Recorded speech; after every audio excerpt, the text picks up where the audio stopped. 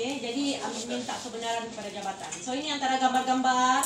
Ini bukan di luar negara, ini di negeri kita. Jadi ini benda-benda begini pun memberikan penyebaran penyakit juga lah sebenarnya. Kami takut penyakit itu disebarkan kepada penternakan babi di Sabah.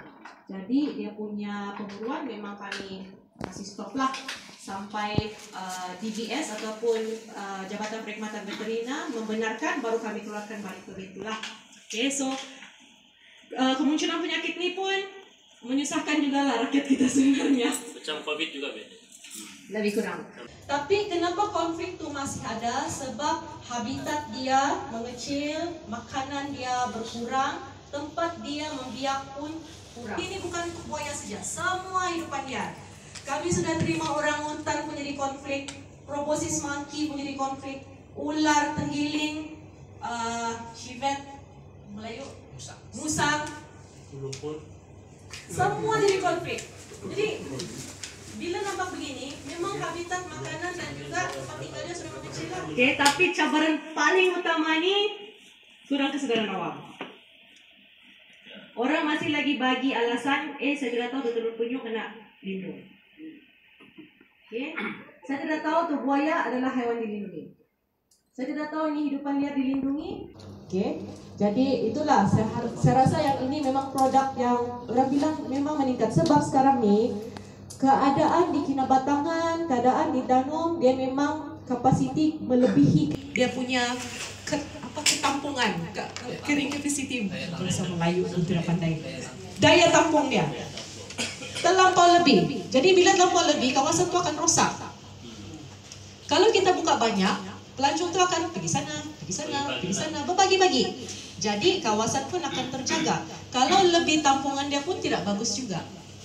Okay, biarpun mungkin kita rasa poket kita tebal lah. Okay, macam pulau-pulau pun kalau lebih daya tampung, betul.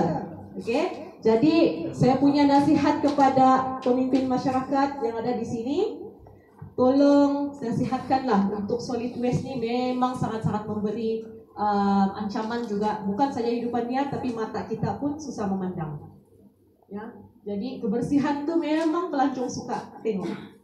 Dia tidak suka tengok masuk hutan yang banyak sampah. Tidak. Okay. So secara direct dia lagi, kita punya hidupan dia ada yang dibuat tanda mata. Salah satu yang tanning lah, orang panggil proses tanning. Kita belum ada kepakaran di sini. Jadi sumber asli kita banyak kena ekspor ke Singapura, ke Jepun sebelum dijadikan bag. Tapi kita rugilah sebab barang itu tidak keluar, diekspor. Ancaman yang kehilangan habitat ini, buffer zone ni adalah penting.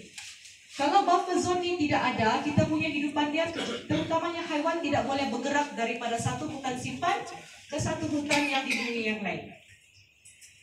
Jadi sebab itu ada buffer zone tadi itu, supaya dia boleh bergerak. Jadi contohnya kalau macam ini kan, dia ada pokok-pokok sudah, orang hutan tidak boleh sudah ni. Jadi dia pilih yang sini lah, jalan sini pergi, lepas tu pergi hutan lain. Gitu contohnya. So inilah ancaman dia, fragmentasi hutan, fragmentasi habitat lah yang menyebabkan kita punya badak terkecil di dunia, badak Sumatera, pupus selama-lamanya di Sabah. Kita sudah tidak ada badak Sumatera. Jadi kita harap hidupan liar yang terancam lain tu masih kita boleh maintain. Okay, contohnya maksud saya yang maintain ni macam gajah. Gajah di Sabah ni 1.200 sahaja lagi yang tinggal. Gajah ni bila dia mengandung, dia ambil 22 bulan. Diambang keputusan, seperti mana yang kita ketahui, perbetulkan kalau salah dibilang di sini, co-business Jabatan Hutan adalah bisnis antara dia. Jadi Jabatan Hidupan dia sendiri untuk kelestarian kelangsungan hidupan dia itulah.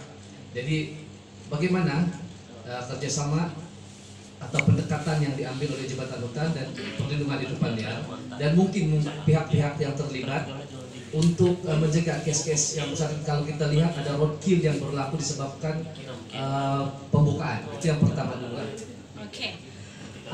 Untuk perlindungan hidupan liar di Sabah, macam saya cakap tadi, bukan terletak di bawah jabatan sahaja, jabatan kerajaan negeri, tapi semua orang. Artinya kami kena buat engagement dengan stakeholder yang berkepentingan. Contoh macam ladang, orang kampung, dan macam-macam lagi. Jadi kalau untuk gajah contohnya, kita sudah ada pelan tindakan gajah. Kita tidak dapat nafikan lagi gajah nih, dia bukan terkurung di hutan simpan saja. Dia akan masuk ke ladang-ladang. Oke, jadi ladang-ladang pun kena buat perkara yang sama untuk pelindungan hidupan liar. Jadi setakat ni kita ada pelan tindakan untuk gajah, contoh, kita kena laksanakanlah supaya dia punya populasi itu ada kelangsungan dia, dan juga inilah dia tidak pupus. Tapi macam ancaman-ancaman tadi itu memang kami bekerja sama dengan orang kampung, kami punya warden, kami punya ladang-ladang yang kami sudah lantik sebagai warden untuk kerjasama sama-sama bukan saja melindungi gajah tetapi kepada semua spesies yang ada, terutama yang macam tenggiling. Tenggiling pun banyak dalam ladang kelapa sawit, dalam ladang getah, memang banyak, terutama kampung-kampung juga. Jadi itulah sebenarnya jawaban. Dia kerjasama semua orang. Dia bukan perhutanan dan hidupan liar dan taman-taman Sabah saja. Industri pun kena membantu, ekoturism industri pun kena membantu. Ekoturism industri ini sebenarnya kayak punya mata-mata. Macam tadi kalau saya tanya, kamu nampak kamu punya julung-julung? See? So these are the things that we need lah.